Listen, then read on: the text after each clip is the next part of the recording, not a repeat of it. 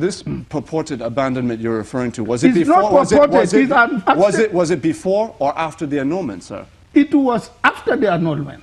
But this is the question. If the election was not annulled, he would, of course, would have been sworn in as the Vice President of the Federal Republic of Nigeria, voted by Nigerians. Yes. So does that not entitle him to the GCON? No, it does entitle him, but it does not entitle him to abandon the struggle. It is not, we are not talking about June 12th as, you know, as election. We are talking about the struggle of June 12th. And besides, I want to also emphasize this point. Nigeria's democracy did not start with June 12th. In fact, June 12th is a byproduct of the struggle to entrench democracy in Nigeria. So we should not be seeing that June 12th is in and all of everything. It is not. It is a byproduct all by itself. So if actually the vice presidential candidate of the June 12th election abandoned the struggle, then he is not entitled to any national honor, because you are honoring somebody for an unsolitary act. Honorable Sadiq, what's your response? No, I mean, it's good that when you invite people here, you take them to task yourself so that you can expose certain contradictions in some of the views that they come here to express to Nigerians. We are talking about June 12th. Are we talking about a military rule, about the administration of Abacha? What has that got to do with the election of June 12th? Absolutely nothing. So if anybody thereafter on his own goes ahead to do anything, it does not have any bearing with June 12th. June 12th, as far as we are concerned, has taken place, the election has held, and everything that surrounds it is what the president has looked at and has decided that, look, this thing is worth bringing up in our history. And that's exactly what the president has done. So for Doctor to say Ambassador Babangida Kingibe is not deserving of this honor is his own personal, and he's right. But Honorable Sadiq, yes. in fairness, yes. The Buhari administration has now been in power for 3 years. Yeah, good. Now, if that of course is the case, why is it in this final year, this election year, that this step has been taken? Because there have been 3 consecutive June 12th. If the president was very adamant on this issue, that he had this principle about this issue, why do you think it was taken in this year? Look, I thought that we should have known that this is a president who takes his time to do whatever he wants to do. This is not an issue for debate. You and I know about it. And besides, this government came in, the president came in and met a lot of challenges. Boko Haram was ravaging, greater part of, the nation's territorial, entity. There was this economic problem. There were so many political issues that he had to solve, and he's been gradually taking his time to address these things one after the other. This issue of recognizing the June 12th is not as pressing, if you ask me, for him to start addressing it in the first year or second year. There has been a lot of more pressing challenges that affect the life of Nigerians, which the president ought to concentrate on, and that's exactly what he has done. At this time, I think that it is most appropriate.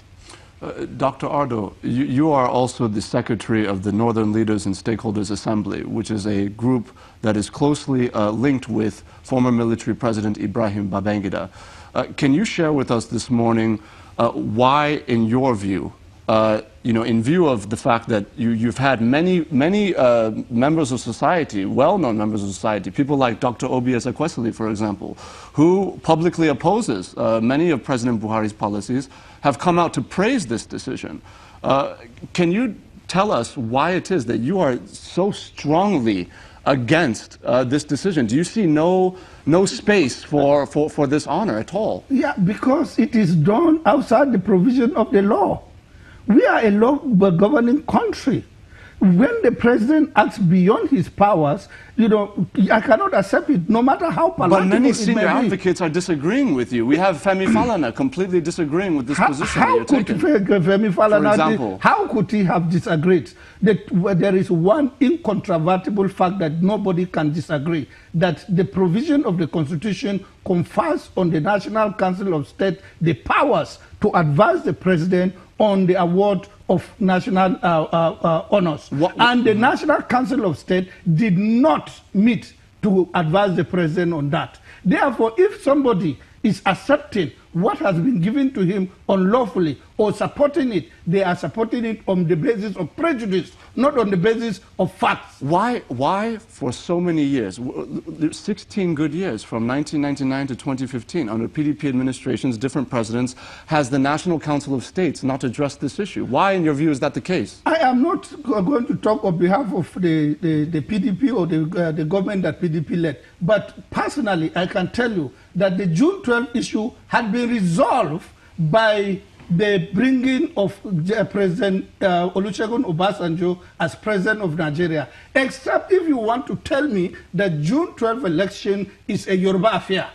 If it is a Yoruba affair, the Yorubas did not vote Obasanjo in 1999.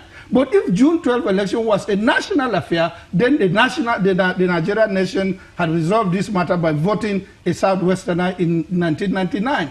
So those who created the problem of June 12 in 1993 had come together and solved the problem in 1999. So why should somebody start questioning that? June 12 had been resolved in 1999, except in the eyes of the Yorubas or probably in the eyes, of other members. But for the Nigerian nation, it has been resolved.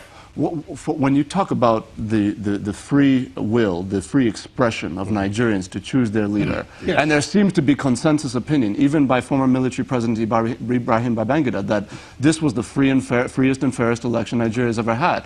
If that is the consensus opinion, and Nigerians were denied that opportunity, don't you feel that June 12th represents something more than just these leaders, but that it represents something that Nigerians themselves lost? Yeah, if that is the case, that means that June 12th has helped brought democracy back into Nigeria. So we said thank you. And besides, on the issue of being freest and fairest election, ask President Jonathan. President Jonathan will tell you 2011 was the freest and fairest election in the history of the country. It all depends on the prism from which you are looking at it. It's not a matter of fact. After all, June 12 has not been, the election was not subjected, to scrutiny. It was inconclusive.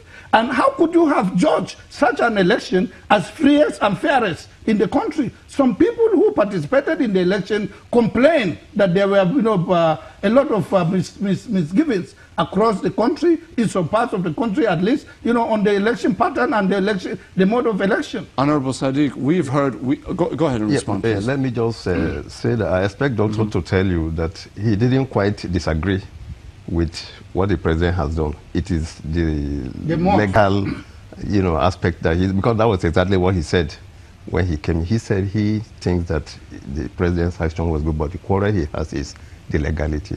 So he's not even against it.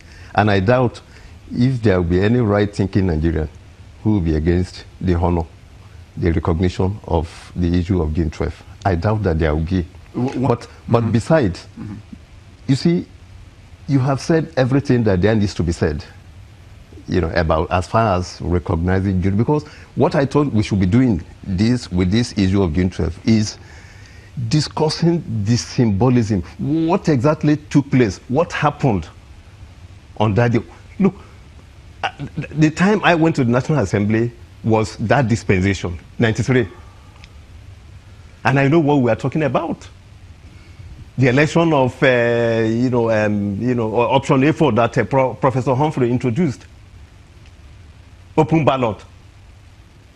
You stand and queue. There has never been, this cannot even be contradicted by even the opposition. You know that it took Bashir Tofa 4 days. The military brass who decided to annul the election had to break in to say, we are doing this thing, and we thought that you should be talking. And then just some 4 days after the annulment, he had to come up to say, the election, is that the kind of thing that doctor will come and tell us here?